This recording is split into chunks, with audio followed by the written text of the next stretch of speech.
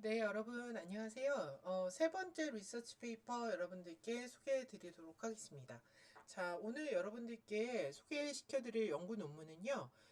김규미 연구자께서 연구한 논문이신데요. 한국 대학생의 영어 듣기 능력 신장을 위한 모바일 기반 플립 러닝 모델의 적용과 효과입니다. 자, 여러분들 제목만 보셔도 아시겠죠? 듣기 능력, 듣기와 관련된 거고요. 모바일 기반 어떤 태블릿 스마트 디바이스를 쓴 것 같아요. 그런데 그것을 통해서 플립 러닝을 했습니다. 그 다음에 이것을 적용을 한 것과 그것의 효과성에 대한 연구라고 보시면 될 것 같습니다. 자, 서론은 이렇게 시작합니다.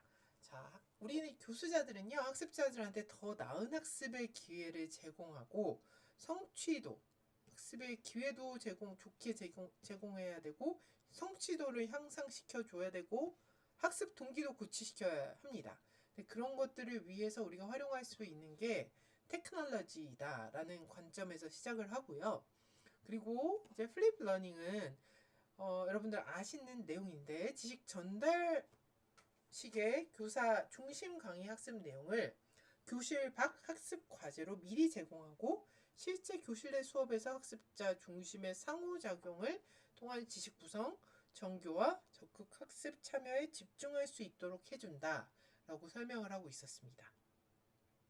자, 그리고 실제 러닝을 어떻게 활용하고 있나 한번 봤더니 영어 장문, 회화 수업에 주로 쓰이고 있었다라는 언급이 있었습니다. 그래서 장문이나 회화를 위한 문법, 어휘, 읽기 자료 이런 것들을 이제 사전 과제로 주는 거죠. 자, 그리고 나서 이제 수업에서 말하기, 토론, 발표, 협동학습 이런 것들을 실제 수업에서 인클래스에서 하고 있었다라고 설명하고 있었습니다. 자, 이 연구의 목표는요, 그래서 다음과 같습니다. 본 연구는, 한국 대학생의 영어 학습자의 듣기 수업에서 모바일 플립 수업을 실시한 결과, 실제로 학생들의 듣기 실력이 얼마나 향상되었으며, 플립 러닝 모델의 학생들의 인식은 어떠한지를 양적 데이터를 중심으로 살펴보고자 한다라고 언급하고 있습니다.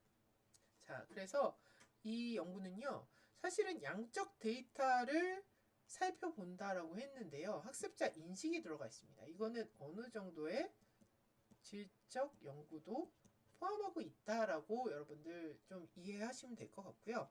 자, 첫 번째 연구 질문 다음과 같습니다. 학생들의 듣기 능력 변화는 세 집단 간에 어떤 차이를 보이는가? 두 번째, 학생들의 듣기 능력 변화는 시간의 흐름에 따라서 어떤 차이를 보이는가? 세 번째, 모바일 기반 플립형 듣기 수업에서 듣기 수업에 대한 학생들의 인식은 어떠한가? 이렇게 연구 문제가 설정되어 있었습니다. 자, 이론적 배경은요. 첫 번째는 테크놀로지 활용 영어 듣기 학습. 그리고 두 번째는 플립 러닝. 이렇게 기술이 되어 있었는데요. 먼저 듣기 학습부터 여러분들 설명해 드리자면요. 학습자가 제일 어렵고 시간도 많이 걸리는 언어 기술. 이 4스킬 중에 그 중에 하나가 듣기 학습이다. 라는 관점에서 시작을 합니다. 왜냐하면 읽기 지문에 비해서 단순한 구문, 비문, 동시발화, 구어체적 표현이 많이 등장하는 것이 듣기다 라는 관점이었죠. 그래서 실제적인 언어 입력의 사용과 반복적 노출, 이해 가능한 언어 입력에 충분한 기회가 제공되어야지 의미 있는 듣기 학습이 될 수 있다라는 설명을 해주고 있고요. 자, 전통적으로 교실에서는 듣기를 어떻게 다루어지고 있었는가? 집중 듣기, 즉 듣기 지문의 정확한 발음, 단어, 구문, 문장 구조들을 받아 적고 특정 정보나 세부 사항을 파악하는 이런 활동이 현실적으로 EFL 과정에서 많이 이루어지고 있었다라는 정리가 되어 있었고요. 그러면 영어 학습에 Technology Enhanced Language Learning을 한다면 어떻게 달라지는가? 영어 듣기에 적용이 될 때 설명해 둔 내용은요. 학습자 수준, 학습 흥미, 맞춤, 개별화된 듣기 활동이 제시가 될 수 있다. 이야기를 합니다.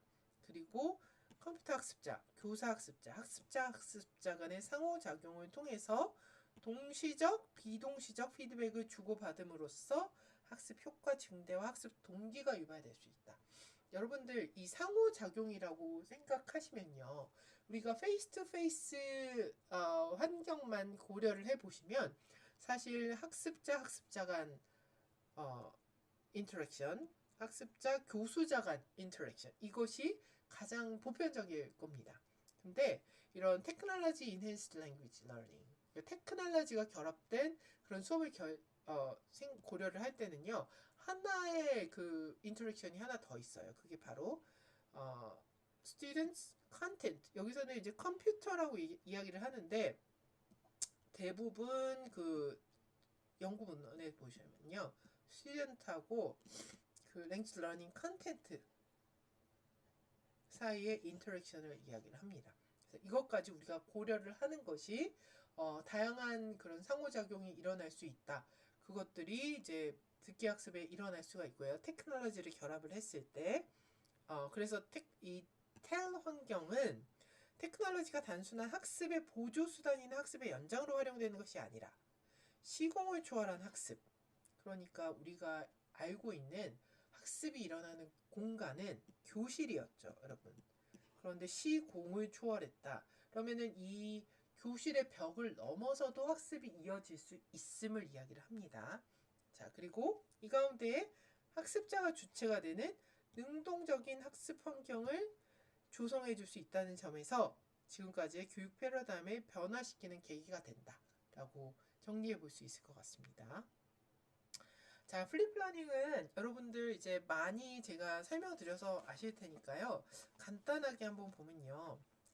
수업 시간에는 이제 학생들이 개념을 토론하고 수업 시간에는 이제 개념 토론, 어려운 정보 분명하게 하고, 그리고 두 번째 강의 내용과 관련되는 질문을 탐색하고, 그 다음에 세 번째 문제 해결, 탐색적 수업 활동을 통해 능동적 학습이 일어날 수 있는 것, 이것이 이제 플립 러닝이다라고 이전에 한번 설명드린 적이 있습니다. 자, 근데 플립 러닝에도요 한계점들이 있다고도 그때 말씀드렸었던 것 같아요. 그래서 첫 번째는 선행학습 관련, 학생들이 미리 숙지하지 않고 오는 경우 문제가 될 수 있고, 비디오 길이가 너무 긴 경우에도 문제가 될 수 있습니다. 그리고 학습자 수준이나 선호도에 따라서 학습 효과가 다르게 나타날 수도 있습니다. 학습자들은 이런 학습자도 있어요. 나는 공부를 할 때 무조건 종이를 가지고 해야 돼. 이런 학습자들은 이런 플립 러닝, 온라인으로 이루어지는 컨텐츠에 거부감이 생길 수도 있습니다. 자, 교수자 입장에서는요. 동영상으로 제작해야 되기 때문에 좀 부담과 노력과 시간, 노력이 요구된다는 것에서 부담감이 있을 수도 있다라는 내용이었었고요. 자, 연구 참여자 한번 보겠습니다. 대학생이 없었고요. 토익 듣기 수업에 111명 대상으로 하고 있었습니다. 연구 도구는요. 실력 향상도를 측정하기 위해서 사전, 중간, 사후 평가를 총 3회에 걸쳐서 실시를 합니다. 그 다음에 두 번째는요. 플립병 수업에 대한 학생들의 인식 조사하기 위해서 실험반만 대상으로 한 거예요. 그러니까 여기서 총 3그룹을 했었는데 조금 이따 다시 나오겠지만 실험반이 2반이 있었습니다. 그 중에 학생들을 6명만 무작위로 선택을 합니다. 무작위 선택하는 이것을 랜덤 샘플링이라고 합니다. 그래서 14주차의 반구조와 인터뷰를 실시를 한다라고 되어 있습니다. 자, 여러분들 반구조화 인터뷰라는 것은요. 인터뷰를 하려면 우리가 어느 정도의 이제 질문들을 이렇게 리스트업을 쭈루루루룩 해서 간단 말이에요. 근데 학습자들에 대해서 플립 러닝에 대한 반응이 너무 다를 수가 있습니다. 그러니까 모든 질문을 똑같이 준비해 가지는 않는 거예요. 그래서 umbrella question을 한 5개 그 정도만 준비해 가는 거예요. 그래서 첫 번째 질문은 이런 게 되겠죠. 플립 러닝을 한번 해보니까 어떠셨어요? 라고 굉장히 큰 엄브렐라 퀘스천을 던집니다. 근데 인터뷰 질문을 할 때 우리가 조심해야 되는 것 중에 하나가 좋았어요, 나빴어요 하면은 좋고 나쁨 이 둘 중에 하나를 골라야 하는 건가? 라는 생각을 할 수가 있어요. 그러니까 첫 번째 퀘스천은 항상 엄브렐라 텀이에요. 해보니까 어떠셨어요? 그러면은 학생들에 따라서 이런 건 좋았어요. 이런 거는 안 좋았어요. 해보니까 좋은 점도 있었고 나쁜 점도 있었어요. 이런 식으로 다양하게 대답할 수 있겠죠. 그런 대답을 우리가 유도를 해내기 위해서 준비해야 되는 것이 반구조화 인터뷰라고 보시면 됩니다. 그러니까 질문들을 구조화 시키는데 fully structured interview 하지 않고 가이딩한 퀘스천만 준비해 가고 나머지는 학생들이 하는 대답에 따라서 그때그때 새로운 질문들을 던질 수 있는 것, 그 방법이 반구조화 인터뷰라고 보시면 됩니다.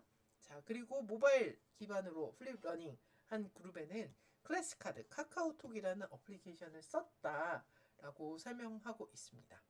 자, 이게 이제 연구 절차에 해당하는 그림인데요. 자, 그룹은 컨트롤 그룹, 익스페리멘트 그룹 1, 익스페리멘트 그룹 2입니다. 자, 여기는 이제 통제 집단이고요.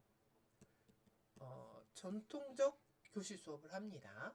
자, 이 익스페리멘트 1과 2가 이제 실험 집단이에요. 그런데 플립 러닝을 하는데 첫 번째 그룹은 지필식 플립이고요.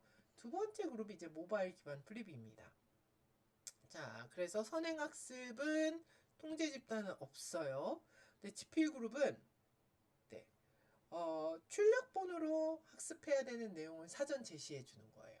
그리고 모바일 그룹은 클래스카드나 카카오톡을 통해서 모바일 애플리케이션들을 통해서 학습해야 되는 내용들을 전달해 주는 겁니다.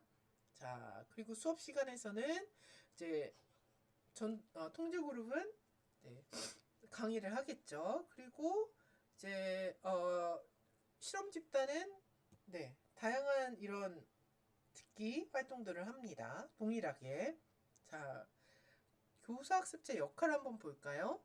교사는 콘텐츠 전달자, 학생은 콘텐츠 수용자. 이거는 전통적 교실 환경이니까 이럴 수밖에 없겠죠. 그런데 이제 익스페리멘탈 그룹을 보시면 교사는 안내자와 조력자, 학생은 학습의 주체자라고 언급이 되어 있습니다. 플립 수업을 했으니까요. 자, 여러분들께 던져드리는 포커스 퀘스천은 다음과 같습니다. 첫 번째, 자, 3개의 학습자 집단으로 나누었습니다. 자, 학습자 집단의 효과성은 어떠한 것으로 드러났는지 한번 보시면 될 것 같아요. 자, 이 논문에서 교실의 기능이 어떻게 전환이 되었다고 설명하는 부분이 있습니다. 플립 러닝을 통해서 그 내용을 한번 여러분들이 찾아보시기 바랍니다. 자, 그리고 세 번째 포인트는요. 이제 우리가 플립 러닝의 한계점을 사전 지식 학습 관련해서 이런 지적들이 있었습니다. 학습자들이 사전 학습을 안 해오는 경우가 많은데 그것 때문에 플립 러닝의 수업의 질이 떨어질 수 있다. 이런 경우들이 많이 있다. 근데 여러분들이 만약에 플립 러닝을 한다고 한번 예상을 해보시고요. 그렇다면 이런 학습자들의 선행 학습을 완벽하게 해오기 위해서 여러분들은 교사로서 어떤 대안을 마련하실 수 있으실지 여러분들의 개인적 의견 자유롭게 한번 기술해 보시면 될 것 같습니다. 네, 여기까지 수업하도록 하겠습니다. 수고하셨습니다.